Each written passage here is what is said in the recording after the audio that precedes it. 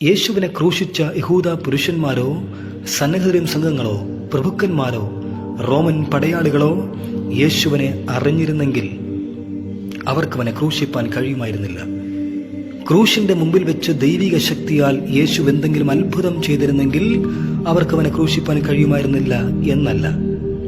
അല്ലെങ്കിൽ ദൈവത്തിന്റെ ദൂതസൈന്യം പടവെട്ടി ഇറങ്ങിയിരുന്നെങ്കിൽ അവർക്ക് യേശുവിനെ ക്രൂശിപ്പാൻ കഴിയുമായിരുന്നില്ല എന്നുമല്ല.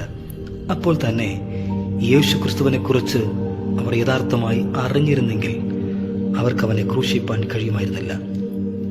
അതുകൊണ്ട് 1 കൊരിന്ത്യർക്കെഴുതിയ ലേഖനത്തിന്റെ 2-ാം അധ്യായം 8-ാമത് വാക്യത്തിൽ ദൈവത്തിന്റെ ജ്ഞാനമായ യേശു ക്രിസ്തുവിനെ അവർ അറിഞ്ഞിരുന്നുവെങ്കിൽ അവർ തേജസ്സിന്റെ കർത്താവിനെ ക്രൂശിക്കുകയില്ലായിരുന്നു എന്ന് നാം വായിക്കുന്നു.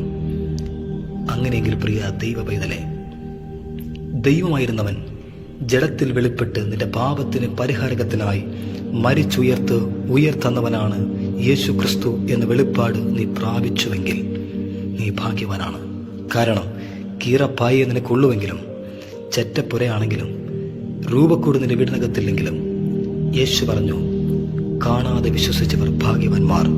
അതെ, അവനിൽ വിശ്വസിക്കുന്ന ദൈവമക്കൾക്ക് യേശു ക്രിസ്തു ഒരു വെളിപ്പാടാണ്.